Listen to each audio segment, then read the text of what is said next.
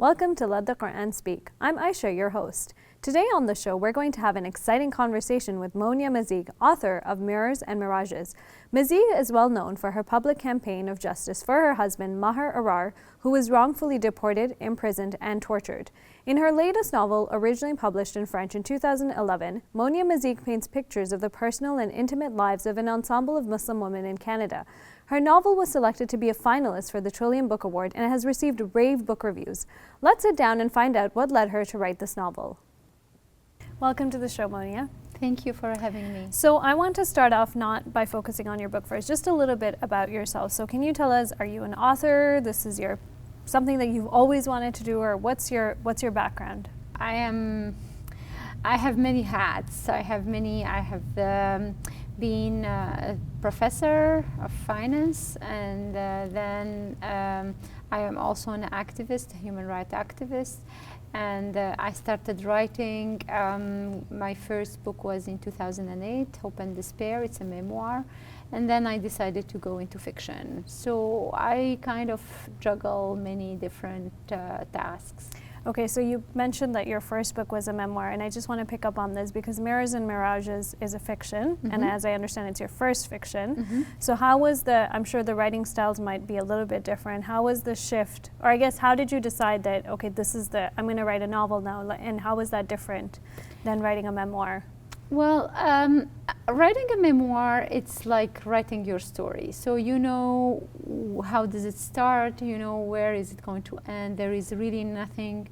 I mean, there are stories here and there, but you know where you are going. Writing a fiction, it's something that you have to create. It's a creative work.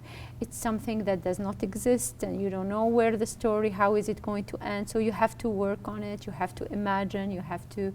I decided to go into fiction because I didn't want to have a heavy book about Muslim women. I didn't want to have a book full of numbers and what do you mean by statistics. A heavy book? What does that mean? Heavy book, that means, you know, more like sort of an academic sort of book, research book with a lot of numbers and facts and statistics, which is okay, but it's not the kind of book I wanted to share with the public. I wanted a story. I wanted something, you know, that people can read while they are relaxing and then enjoying something new, but also different.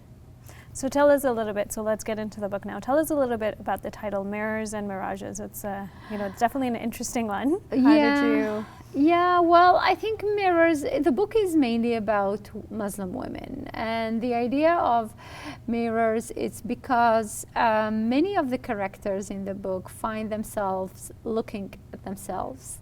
And there is even like a passage where one or two of them would look in the mirror and then, you know, would reflect. And the mirror is some kind of symbol of reflection mental, but also reflection of our image.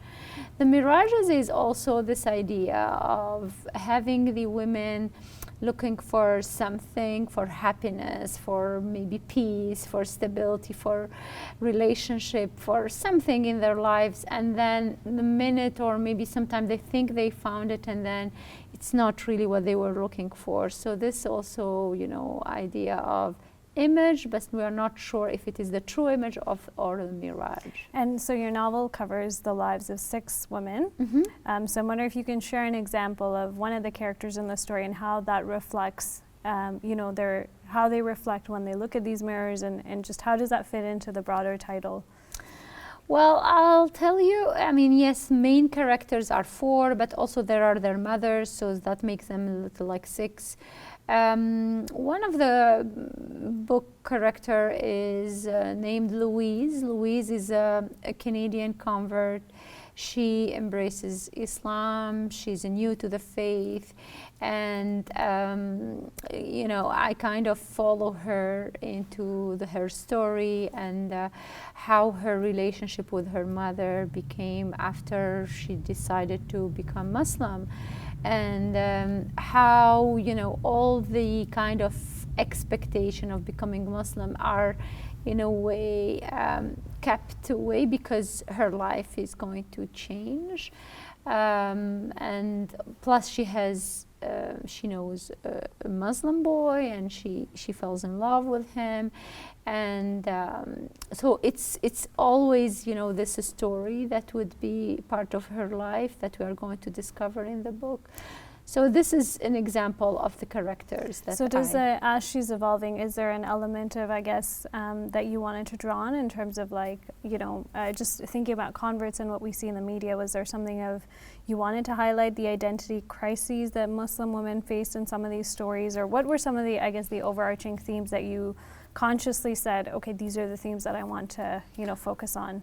Well, there are many themes in the book. There is the one, I would say, the most like the predominant one is these relationship, mother and daughters.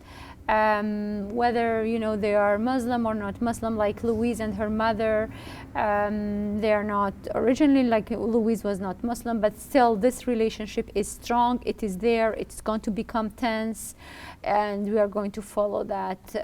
But we are going also to see another relationship, like Sally, another character, and her mother, and how Sally decided to become a very, very religious person. She would adopt some sort of religion that her parents themselves, who are Muslim, are not going to recognize their own religion there. So that creates also another sort of tense relationship. So it's this conflict between generations. This is one theme. There is the theme of finding the partner. There is the theme also of preserving the culture in a new place, like immigrant coming to Canada, and then how they deal with this challenging life of, you know, going to school, working, you know, finding love, finding happiness. So all these themes are there. And each character is going to be different and would react different. I just want to pick up, because you mentioned you had a variety of themes, and the structure of your novel I found was very interesting, because in the beginning it's like first you read about Sally, and then Louise, and then another character, and then another character, and then you go back to the first character. Some might say, you know, that's a very confusing way of writing.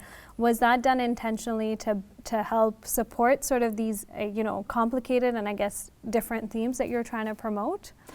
Well, yes, this is a different style. This is not, it's like if you compile all these chapters, then you are going to find the story of Louise, the story, but I made them separated on purpose. So I think it's a kind of a way to keep the reader captured, but also to keep them there and not really, you know, losing them.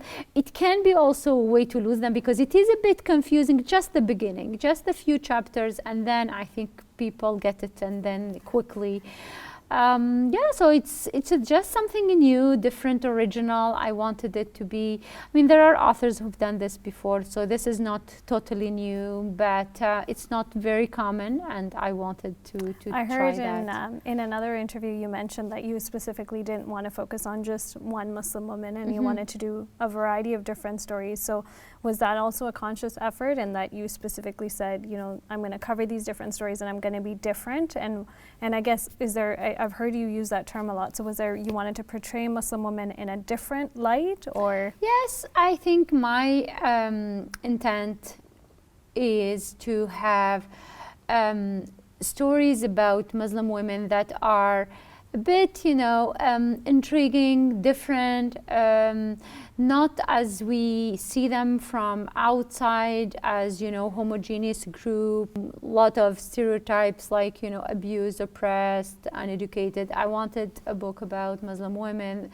that are funny, you know, ambitious, sometimes unhappy, but also, you know, looking for happiness. So I wanted something different that would reflect, not something really like imaginary, something that would reflect the reality I see around me, and something relevant to the world we live in and to the times we are. So what are you hoping readers take away from this, Muslim and I think non-Muslim as well? I think it's curiosity, just open a new book, read about it.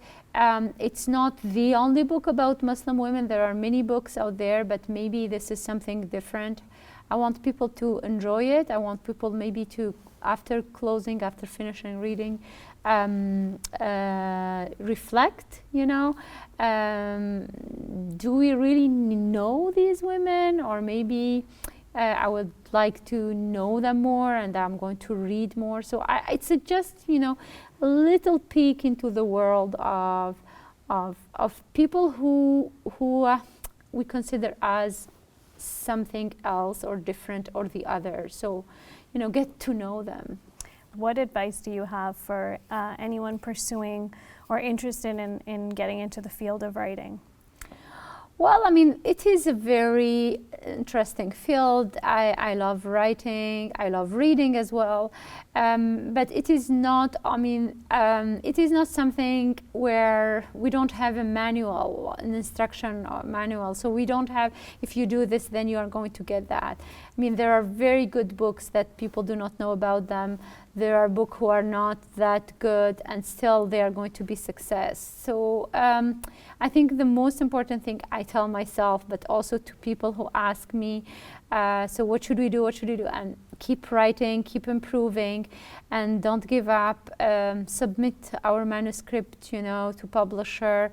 Even like now, it's some people, they can use self-publishing. It's becoming easier having a blog.